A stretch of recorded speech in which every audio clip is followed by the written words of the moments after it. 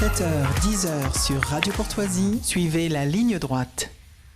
L'heure est à la censure. Après Instagram, c'est au tour du fondateur de la messagerie cryptée Telegram d'être arrêté. Tout ceci se passe en France, dans le pays des droits de l'homme, dont l'article 11 de la déclaration éponyme est mis en péril. Nul n'est désormais assuré d'une libre communication des pensées et des opinions. Concernant les suspensions des différents comptes patriotes sur Instagram, la question centrale est peut-être: qui donc est à l'origine de ce qu'ils appellent des modérations massives?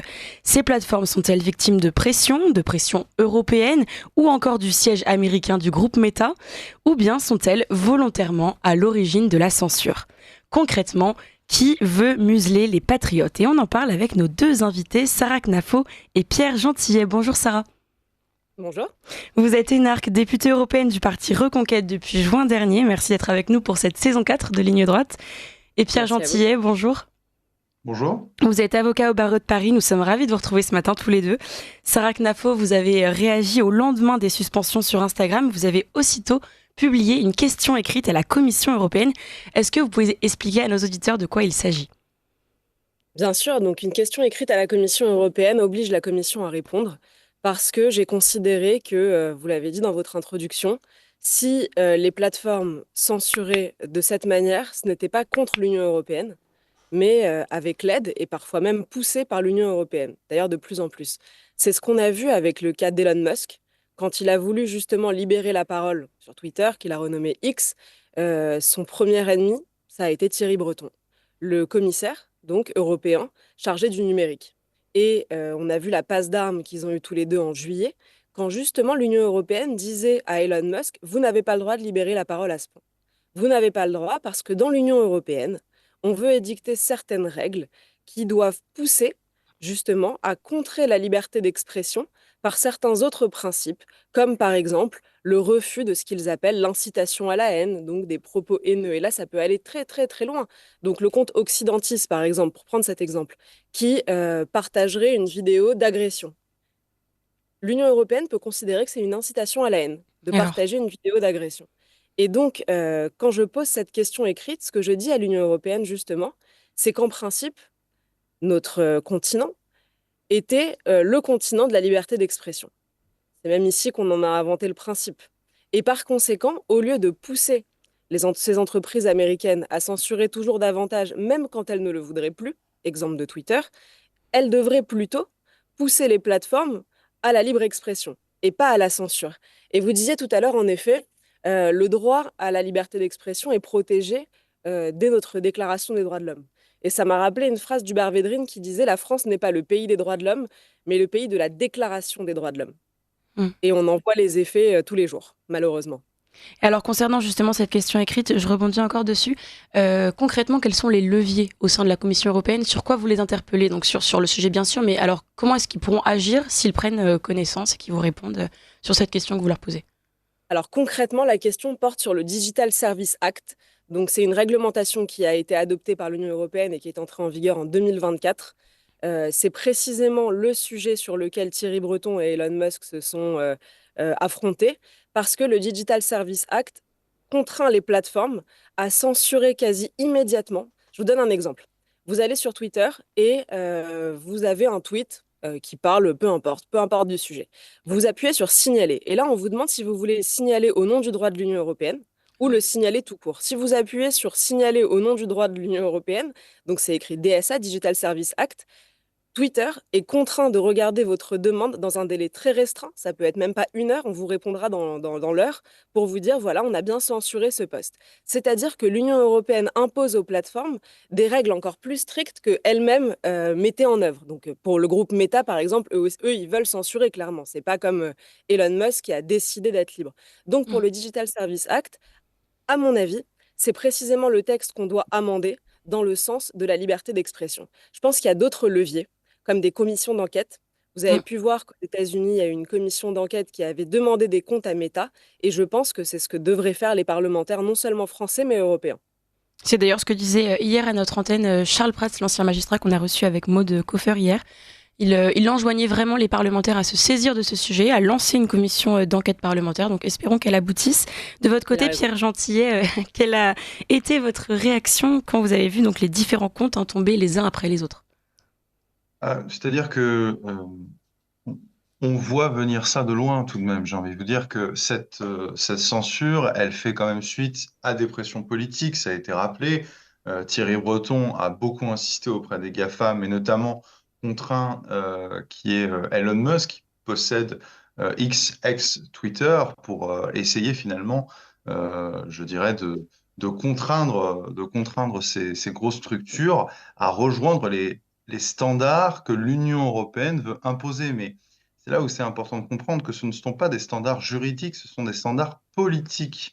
Encore une fois, quel est le grief qu'on fait à chaque fois à ces différentes personnalités qui sont suspendues et qui, bien souvent, sont d'une certaine partie de l'échiquier plus que d'une autre, vous voyez, qui sont bien souvent plus à droite qu'à gauche. Tout ça, c'est une évidence, mais je le rappelle tout de même. Le grief qu'on leur fait, et ça résonnera d'ailleurs dans d'autres domaines, c'est l'incitation à la haine. Enfin, en tout cas, ils considèrent que les propos qui sont tenus sont des propos à caractère haineux. Et c'est là où on bute sur un os. C'est-à-dire que derrière ce prétexte-là, en réalité, derrière ces pseudo-discours de haine, puisque c'est l'expression qui est retenue, qui est retenue d'ailleurs, je crois, par le législateur français, en l'occurrence ici, puisqu'il y a à la fois la dimension française et la dimension européenne, ça a été rappelé, c'est que sous prétexte d'incitation à la haine, en réalité, on veut criminaliser des opinions politiques. C'est ça le fond du sujet. Et cette notion d'incitation à la haine, qui s'applique hein, autant en matière, je dirais, enfin, de ce qu'on a pu voir en matière de délit de presse, par exemple, c'est très commode de se reposer là-dessus, si vous voulez, pour censurer des opposants politiques. Je mets au défi, c'est le même problème depuis cette loi qui date des... Ça fait un bout de temps qu'elle est en place, cette loi sur les discours haineux. Je mets au défi n'importe quelle personnalité politique de me définir ce qu'est la haine juridiquement. La haine n'est pas un concept juridique. Encore une fois, c'est basique, si vous voulez, mais euh, le droit tend à conserver des catégories qui sont des catégories objectives Mhm. pour en transcrire des règles. La haine est un concept subjectif. À partir du moment où vous faites entrer des notions subjectives dans le droit, mécaniquement, on peut tout faire. Alors ici, c'est pas un juge qui a pris les décisions, c'est Instagram directement, mais sous ce prétexte, alors qu'en réalité, on veut interdire des discours politiques. Donc voilà un peu je dirais, le fond de l'affaire. C'est pas très surprenant qu'on en arrive là, quoi. À partir de quel moment peut-on considérer que cette haine, en tout cas définie en tant que telle, peut avoir des conséquences dangereuses? Parce que c'est peut-être ça, peut-être la nuance. Et c'est bien le problème, c'est qu'elle n'est pas définie. Ouais, c'est ça. Ouais. Donc en fait, on revient Encore au une même. fois, Hmm. là, je tiens un propos qui peut s'appliquer aussi, je le disais, pas seulement à ce qu'on voit là, mais aussi euh, voilà, à toute une branche du droit pénal. Il n'est pas possible de définir la haine. Hmm. Ça n'existe, enfin, c'est pas que ça Mm. n'existe pas, bien évidemment que la haine existe. Mais encore une fois, le droit s'appuie sur des catégories objectives. La haine n'est pas un sentiment objectif. Je vous donne un exemple tout bête, là, c'est beaucoup plus général. Quand Mélenchon ou quand une personnalité de gauche dit mort au patron, Oui. c'est de l'incitation à la haine? Bah non. Pour certains magistrats, pour toute une partie du spectre politique, pour des gens, en fait, c'est pas de l'incitation à la haine, c'est un propos politique. Ah Voilà, oui. donc on a mis de la subjectivité. Donc à partir du moment où on a mis de la subjectivité dans le droit, bah, ici, les GAFAM s'en sont emparés et puis utilisent ce verbiage d'incitation à la haine pour censurer. Et effectivement, ça fonctionne, voilà. Hmm. Et je dirais En Si même je peux s'appuyant sur la compléter. législation, en s'appuyant notamment sur la législation européenne, mais je le dis aussi, on peut mettre ce débat au niveau national aussi. vous vouliez répondre, Sarah Knafo? Ouais, juste pour compléter ce que dit Pierre, qui a parfaitement raison de souligner que la décision est politique avant d'être juridique, il faut imaginer que typiquement, quand on regarde les cours européennes où le droit politique est, à mon avis, à son paroxysme, on remarque que euh, pour protéger un squatter qu'on veut expulser, ou pour protéger un terroriste potentiel, un fichier S qu'on voudrait expulser, euh, les juges sont parfaitement capables d'aller chercher des phrases tout à fait absconses, dont on n'est pas sûr du sens, qui était peut-être un principe philosophique et qu'on va sortir du chapeau pour aller protéger ces gens. Mais quand il s'agit de protéger un droit écrit noir sur blanc, la liberté d'expression est un droit inviolable, c'est dans la CEDH, c'est l'article 10, c'est dans la Déclaration des droits de l'homme, c'est l'article 11, là c'est écrit noir sur blanc, étonnamment il n'y a plus personne. Et donc là on voit à quel point c'est politique, si vous voulez. Quand ils veulent protéger une catégorie de personnes, ils sont capables d'aller inventer un principe qui n'existait même pas, qui n'était écrit nulle part, qu'aucun peuple n'a jamais ratifié, pour lequel personne n'a jamais voté. Mais quand il s'agit de protéger nos droits, alors là, soudain, c'est plus compliqué que ça. La liberté d'expression, ça peut avoir des exceptions, la haine par exemple, et on voit qu'ils ne sont même pas capables de respecter la base du droit, c'est-à-dire que quand on contrevient à une liberté, en principe, ça doit être pour une raison justifiée et ça doit être fait de manière proportionnelle. Ouais. Et là, on voit bien qu'Instagram, typiquement, plateforme qui a pris une importance démesurée dans le débat public, pour le meilleur et pour le pire, est venu violer une liberté sans même donner de raison, principe de base du droit, et a priori, puisqu'il n'y a aucune raison, sans respecter le principe de proportionnalité. Et je pense que c'est sur ça qu'Instagram doit d'abord rendre des comptes, c'est-à-dire que ça fait maintenant, je crois, 5 jours que ces comptes ont été suspendus, et toujours rien. Aucune raison, aucune communication de leur part, aucune déclaration, alors que les suspensions se multiplient. Et la dernière chose que j'aimerais dire sur ce sujet, c'est que tous ces influenceurs qui ont été censurés sur Instagram, comme vous, je les connais. On sait qu'ils sont jeunes, on sait que ce sont des gens qui ne se payent pas, qui sacrifient tout. Et c'est pas pour faire pleurer dans les chaumières, mais il faut imaginer que ce sont des gens qui ne gagnent quasiment rien avec cette activité et qui risquent tout. Ils ont des menaces de mort, certains, ils ont pu perdre leur métier. Et donc, il faut imaginer ce que cette décision représente pour eux. Je pense qu'ils méritent notre soutien parce que c'est une bataille majeure. C'est pas juste un petit compte Instagram qui a sauté et bon, après tout, ils ont qu'à aller sur Twitter et ils auront d'autres réseaux sociaux. Je pense que si on se dit c'est que des comptes Instagram, et ben on se dira de la même façon, bah C8 c'est juste une fréquence qui a sauté. C'est pas grave, il nous en reste d'autres. Et puis CNews à qui on impose des restrictions tellement importantes que peut-être que demain ce sera plus le CNews qu'on connaît, bah c'est pas grave, après tout il nous restera toujours Europe 1, etc. et ainsi de suite. Il faut imaginer que voilà, on nous enlève une fréquence, on nous enlève des comptes, le service public refuse d'inviter la plupart des gens du courant qu'on représente, et à la fin qu'est-ce qu'il nous reste? Donc je pense qu'il n'y a pas de petite bataille, qu'il faut les aider sur ce terrain-là, qu'il faut se mobiliser aujourd'hui avec tous les moyens qu'on a. Donc c'est ce que fait Pierre à son échelle parce que c'est un excellent juriste, c'est ce que fait Charles Prats pour la même raison, c'est ce qu'on essaye de faire chez Reconquête en mobilisant les gens autour de ce sujet, c'est ce que j'essaye de faire au Parlement européen et je pense que tout le monde doit se mobiliser. Cette idée de commission d'enquête est une excellente idée. J'attends de voir ce que la Commission européenne va me répondre pour ma part. Et je pense qu'il faut se dire, c'est pas une petite bataille, c'est encore une fois une bataille qu'on nous empêche de mener. C'est un terrain sur lequel on nous empêche de nous battre et il faut pas se laisser faire. Vous êtes tous les deux d'accord pour parler donc de censure politique et pas juridique. Là, on a évoqué certains leviers parlementaires. Or, est-ce que, alors je m'adresse à vous, maître, est-ce qu'on peut quand même donc saisir la justice, ceux par exemple au nom du code pénal qui sanctionne les discriminations? Quels sont en fait les moyens là? Bah, bien sûr, vous l'avez cité, avant moi, le code pénal, plus précisément l'article 225-1 et suivant, qui prohibe toute discrimination, voyez-vous, parce que on a toute une partie de l'échiquier politique qui passe sa vie à se plaindre des discriminations et à combattre les discriminations, d'ailleurs bien souvent fort légitimement. Par contre, je note qu'un certain nombre de discriminations, notamment les discriminations politiques, qui sont réelles, hein, c'est certain, hein, je l'ai vu, celles-ci, étrangement, la gauche est complètement aphone en la matière.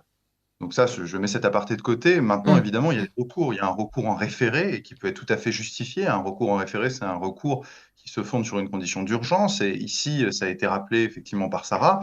On est sur des personnalités et des médias qui vivent hors du mainstream, c'est-à-dire qui vivent sur leur propre réseau. À partir du moment où vous leur coupez leur réseau, c'est leur activité professionnelle que vous attaquez là, parfois aussi mince soit-elle.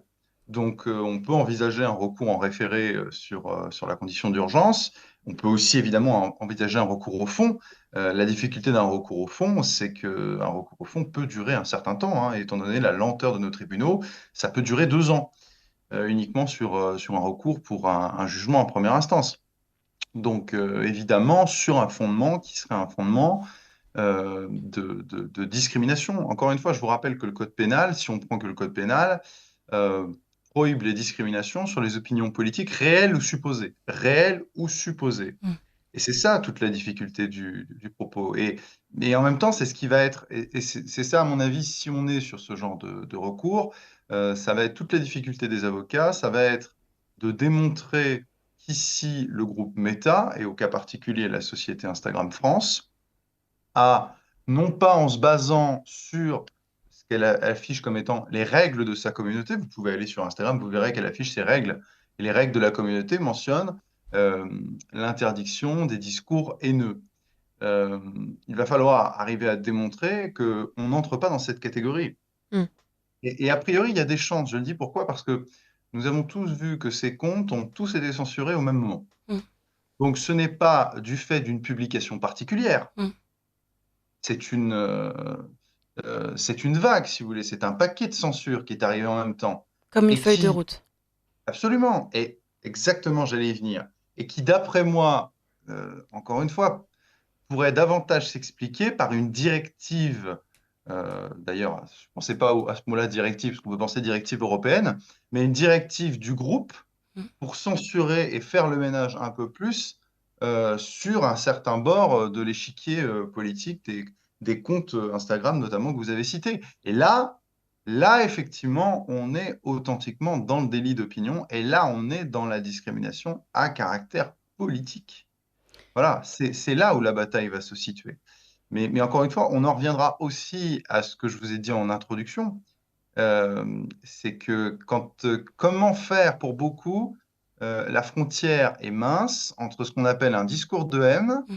et, vous voyez, par exemple, le discours que nous pouvons tenir aujourd'hui et les propos que nous pouvons tenir aujourd'hui. Une certaine gauche ne fait plus la différence entre le délit d'opinion, entre une opinion politique et le délit d'opinion. Bah, justement, vous voyez. Mm. Donc c'est toute la difficulté. Et encore une fois, ça a été rappelé effectivement par Sarah avant, il faut bien comprendre que tout ceci intervient dans une vague générale. Nous avons eu le patron de Telegram qui a été arrêté. Oui. D'accord? Je rappelle que Telegram, c'est 900 millions d'utilisateurs dans le monde. 900. C'est énorme, hein. En France, on n'est pas au niveau de ce qui se fait en Europe de l'Est et dans plein d'autres pays en termes d'utilisation de ce réseau. Nous avons eu la suspension, la suppression du canal de C8. Et puis là, nous avons toutes ces censures. Il faut bien comprendre encore une fois qu'un certain système comprend bien que le vent politique est en train de tourner et panique, à mon avis, plus qu'autre chose. Parce que, encore une fois, je le redis, suspendre tous ces comptes en même temps, sans qu'il y ait une publication en particulier, c'est franchement maladroit. Voilà. Et justement, je voulais revenir sur ce thème de Telegram, sur ceux qui veulent libérer les paroles et sortir du discours dominant. Pavel Durov, on peut le rappeler, a été donc arrêté, oui, dans le pays des droits de l'homme, en France. C'était ce week-end. C'est le PDG et fondateur de la messagerie cryptée Telegram. Donc c'est vrai que le temps semble particulièrement à la répression. Sarah Knafo, je voulais vous faire réagir. C'est le même climat pour vous que celui, par exemple, qui a lieu sur Instagram actuellement? C'est une évidence, c'est ce que Pierre vient de dire. Il y a un continuum entre ce qu'on a vu cet été avec le retrait de la fréquence de C8, puis la suppression arbitraire de ses comptes sur Instagram, puis enfin l'arrestation de Pavel Durov sur le territoire de France, qui sincèrement nous fait honte. On voit les réactions de ce qu'on appelait jadis le monde libre. Donc on a vu tout ce qu'avaient pu mettre en ligne les gros comptes américains, les gros comptes anglais qui disent mais quelle ironie de l'histoire, quelle ironie, vous avez peut-être vu le tweet de Tucker Carlson qui dit Pavel Durov a fui la Russie parce qu'il avait peur de s'y faire arrêter en raison justement de la création du réseau Instagram. Et finalement, c'est pas Poutine qui l'aura arrêté, mais la France. Oui. Et là, on se dit, euh, quelle honte quand même que ça se passe au Bourget et pas à Moscou. Et donc, ce qui me frappe, c'est qu'on dépeint très souvent le macronisme comme un synonyme d'impuissance. On se dit que Macron, après tout, c'est une telle neutralité que ça peut avoir quelque chose de rassurant. On se dit ça va nous préserver de décisions violentes, de décisions arbitraires. C'est l'impuissance. Et en fait, on remarque qu'on a avec Macron en même temps l'impuissance face à tous les problèmes des Français et en même temps l'arbitraire pour museler tous les opposants. Donc on est dans le pire des mondes. On a un pouvoir qui sait être très violent quand il s'agit de se protéger et qui sait être euh, parfaitement impuissant quand il s'agit de nous protéger, nous. Et C'est... donc, oui, pardon. Non, non, je vous en prie, continuez. Et donc, absolument, il y a un continuum entre ces trois événements qui se sont passés cet été, euh, qui a des raisons de nous inquiéter et sur lesquels, à mon avis, on doit à chaque fois élever la voix et ne jamais se dire ça c'est un petit combat, ça c'est pas important. Après tout, comme je disais tout à l'heure, après tout c'est qu'Instagram, on se battra ailleurs, etc. Non, c'est un climat général, en effet, de censure. Et je pense que c'est évident. Vous demandiez tout à l'heure, est-ce que c'est de la censure? Bah, regardez-vous au quotidien, quand vous avez à publier n'importe quoi sur les réseaux sociaux, vous vous dites toujours, est-ce que ce tweet va pas se faire censurer? Est-ce que ce post va pas faire sauter le compte, etc. Et là, moi, je suis très frappée de voir depuis la semaine dernière tous les comptes d'influenceurs de droite qui disent bah, j'arrête de poster cette semaine parce qu'on sait jamais, etc. Donc, il y a de Mm. la censure tous les jours, on s'auto-censure tous les jours. Donc oui, évidemment que ça a un impact. Ils ont déjà gagné en réalité. Quand on voit tous les gros comptes qui, cette semaine, disent je posterai rien parce il faut passer la vague et il faut passer à travers les mailles du filet, bah, ils ont déjà gagné. C'est ça, la répression risque de lasser d'une certaine manière tous ceux qui s'engagent. Et justement, les mots que vous avez employés, impuissance, arbitraire, ils peuvent faire écho à ce qui s'est passé évidemment cet été en Angleterre. Je rappelle pour nos auditeurs ce drame, la mort de 3 fillettes à Southport dans le nord-ouest de l'Angleterre, avec évidemment des émeutes populaires qui ont suivi, vivement critiquées, déformées par les médias locaux, internationaux, français. On parlait de miliciens d'extrême droite, de récupération, d'actes islamophobes, racistes, oubliant vraiment toute la colère des Britanniques. Et donc la question de la liberté d'expression et d'opinion restait vraiment centrale un peu dans cet événement de l'été, puisque ces émeutes ont conduit, on l'a pu le voir, à une forte répression pénale. Par exemple, un jeune Britannique s'est vu condamné à 20 mois de prison ferme pour un post sur son compte Facebook qui appartient au groupe Meta comme Instagram. Je vous reprécise son post. Je ne veux pas que notre argent aille aux immigrés qui violent nos enfants et ont la priorité. Fin de citation. 20 mois de prison ferme pour ce genre de publication. Qu'est-ce que ça dit, Pierre Gentillet, de l'état de la justice britannique? C'est assez inquiétant. C'est assez inquiétant. Là, vous évoquez effectivement la justice britannique. En réalité, je pense que dans le monde occidental, plus généralement, c'est inquiétant. La liberté d'expression, ça a été rappelé au tout début de notre discussion, était, je dirais, un des droits les plus mis en avant dans les révolutions libérales du fin 18e et 19e siècle. Et en fait, ce qu'on voit aujourd'hui, c'est que la liberté d'expression est devenue presque le dernier des droits. J'exagère à peine, mais en réalité, on voit que la logique libérale a fait son chemin, si j'ose dire. La liberté d'expression aujourd'hui est de plus en plus attaquée, de moins en moins défendue, et pourtant elle est au frontispice de toutes nos grandes déclarations, de tous nos textes auxquels on veut donner d'ailleurs tant valeur juridique. Sarah avait évoqué la Déclaration des droits de l'homme tout à l'heure au début de notre discussion. Il faut se rappeler qu'effectivement, il y a la liberté d'expression. Le problème aujourd'hui, c'est que dans ces grandes chartes, dans ce grand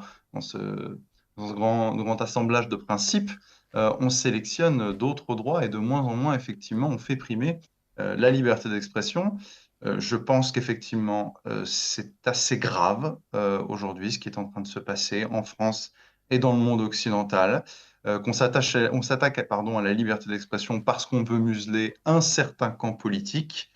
Voilà, et qu'il faut impérativement se mobiliser, en parler, parce que sinon, c'est le piège de la censure, de l'autocensure et donc de la censure. Le piège de la censure à rebours, c'est l'autocensure. Mm. Et nous y voilà, enfin nous y voilà, non, nous y voilà pas, mais on le voit bien. Encore une fois, je voudrais quand même qu'on ait aussi un peu l'œil dans le rétroviseur pour bien comprendre ce qui est en train de se passer. Euh, Tant au niveau des médias mainstream que des médias non mainstream, d'accord, de tout ce qui se développe sur les réseaux sociaux. Il faut bien se dire que, je vais utiliser un grand mot, on a fait un bond de géant en 10 ans. Hein. Il y a 10 ans, le courant politique auquel j'appartenais était marginal sur les plateaux de télévision et les réseaux sociaux étaient balbutiants. D'accord? Donc aujourd'hui, on a fait un grand bond et je pense que nos adversaires en face le savent. Et c'est la raison pour laquelle ils se précipitent et ils Mm. insistent pour censurer. On l'a vu avec tout le poids avec lequel Thierry Breton a pesé sur certains GAFAM, et en particulier lequel, d'après vous, X, ex-Twitter, bien évidemment. Ils veulent fixer un cadre juridique à ces nouvelles structures, ces nouveaux ovnis juridiques que sont Instagram, Twitter, Facebook, etc. Parce que, encore une fois, il faut bien comprendre une chose, ces outils n'ont jamais vraiment été clairement définis par le législateur. Celui qui insiste le plus pour y mettre un cadre et qui est un cadre de censure, c'est, entre guillemets, le législateur européen et qui essaye, parce que je le dis, le statut juridique de ces différentes plateformes n'est pas clair, hein. On ne sait pas exactement face à quoi on est, et c'est pour ça que la législation s'empile. Le sens dans lequel nous allons de plus en plus, et c'est ce que voulait Thierry Breton, c'est de faire en sorte que ces plateformes soient considérées non pas comme nous le pensons, c'est-à-dire comme des forums. Mm. C'est pour ça que ça nous choque. Ce sont des forums dans lesquels n'importe qui peut s'exprimer, mais les assimiler, et non pas les assimiler à des médias, mais à des éditeurs Mm. de contenu. Et par D'accord. conséquent, en tant qu'éditeur de contenu, la difficulté, c'est que s'ils deviennent absolument responsables de tout ce qui est dit, c'est plus possible. Bon, voilà. Et du contenu de la loi, justement, je rebondis juste sur ça. Les comptes Instagram juridiquement appartiennent à qui? Est-ce que c'est ma propriété? Est-ce que c'est celle de la plateforme, justement? Alors ça, c'est une question très compliquée en matière de protection des données, à laquelle je serais en peine, là, pour le coup, de vous On répondre. va faire nos Je recherches. pense de toute manière, et oui, c'est comme pour tout, vous savez, mais un avocat, c'est pas un dictionnaire juridique, mais je pense pouvoir vous donner un début de réponse en vous disant que de toute façon, effectivement, pour Instagram, puisque vous mentionniez ici Instagram, c'est ça, Instagram que vous mentionniez, il y a nécessairement une propriété des données qui appartient à la société basée en France, et vous avez évidemment un droit sur ces données, mais en termes de propriété, enfin, c'est pas comme ça qu'on raisonne, justement. On raisonne non pas en matière de propriété du compte, mais en matière de propriété des données. Voilà. D'accord. Euh, Maud et Marie, puisqu'on parle de droit, Oui. j'aimerais juste vous citer deux articles de la Déclaration des droits de l'homme. Il faut savoir que dans la Déclaration des droits de l'homme, il y a 17 articles. Donc chacun des articles a été pensé, pesé, sous-pesé, tout a été réfléchi. C'est presque une déclaration philosophique. Je vais très rapidement. Article 10, nul ne doit être inquiété pour ses opinions. Article 11, la libre communication des pensées et des opinions est un droit des plus précieux de l'homme. En une semaine, on a violé en France deux articles de la Déclaration des droits de l'homme et du citoyen, nous le pays de la Déclaration des droits de l'homme et du citoyen. Nul ne doit être inquiété pour ses opinions. On arrête le fondateur de Telegram parce que son opinion, c'est que la communication doit être libre et qu'un gouvernement ne doit pas avoir accès à nos communications. Article 11, la libre communication des pensées et des opinions est l'un des droits les plus précieux de l'homme. En une semaine, on censure 6 comptes Instagram sans leur expliquer pourquoi, juste parce qu'ils appartiennent au même courant de pensée politique. Mm. Voilà, ça c'est la France de 2024, le pays des droits de l'homme. Vous avez raison de Ce rappeler ça. climat Ouais. n'est pas très réjouissant et justement, on peut faire un dernier mot. Il nous reste 1 ou 2 minutes sur la politique actuelle. Oui, très rapidement, Sarah Knafo, j'aurais bien aimé avoir votre avis sur la situation politique en France, parce qu'on attend toujours la nomination d'un nouveau Premier ministre. Emmanuel Macron a annoncé que ce ne serait pas Lucie Castel. Alors, on ne sait pas du tout qui ce sera, hein. D'ailleurs, difficile de faire des pronostics. Les conversations, les discussions se poursuivent aujourd'hui. Vous, comment vous analysez cette séquence politique? Est-ce que même vous avez des pronostics, Sarah Knafo? Je pense que, comme tous les Français, on est sidérés par cette situation chaotique, c'est-à-dire qu'on a aujourd'hui des arrangements à l'infini. Le débat ne porte plus du tout sur le fond, qui va faire quoi, quelle politique est-ce qu'on propose, mais sur qui va s'allier avec qui pour trahir qui Mm. va créer une coalition entre qui et qui va tenir même pas 2 mois avant d'être renversée par une autre. Je pense qu'on touche le fond, que tous les Français le remarquent, que c'est un spectacle qui n'est pas à l'honneur de la politique. Mm. Moi, j'ai l'impression que ça fait maintenant, depuis le 9 juin, qu'on n'a plus parlé de fond, qu'on n'a plus parlé de sujet de fond, qu'on a passé 3 semaines de campagne législative à parler d'arrangement, de barrage contre le barrage, de retour du cordon sanitaire, enfin voilà. Puis qu'on a passé le reste du temps à voir une gauche complètement cacophonique se mettre à nous proposer des noms sortis du chapeau. Je sais pas si vous vous rappelez de Huguette Bello. Enfin, Oui. il nous a tout fait. on nous a sorti des profils dont on n'avait jamais entendu parler en nous disant ça y est, on est tous d'accord, ça va être elle la Première ministre, comme s'ils n'avaient jamais lu la Constitution et qu'ils n'étaient pas au courant que c'était Emmanuel Macron qui allait choisir lui-même. Mm. Et ils ont décidé de nous imposer un Premier ministre comme s'ils avaient gagné. Donc un spectacle politique absolument chaotique Ouais. sur lequel malheureusement le fond a totalement disparu. Et moi, ce qui me chagrine Très au-delà de rapidement, Sarah Knafo. tout, en 2 minutes, ce qui me chagrine au-delà de tout, c'est que 20 secondes. en 20 secondes. Ce qui me chagrine au-delà de tout, c'est qu'on perd un temps fou. C'est-à-dire que là, on sait que pendant au moins 1 an, on ne réglera pas les problèmes de la France. La dette va continuer d'augmenter, les immigrés vont continuer d'arriver, chaque année toujours plus nombreux. L'école va continuer de s'effondrer. Donc, que de temps perdu. Que de temps perdu avec Emmanuel Macron. Merci à beaucoup. tous les deux pour cet échange. Sarah Knafo, députée européenne du parti Reconquête, Pierre Gentillet, avocat au barreau de Paris. À très bientôt. On va essayer de reprendre cet échange à nouveau dans le courant de l'année. Oui, il y aura de l'actualité. Merci à tous les deux.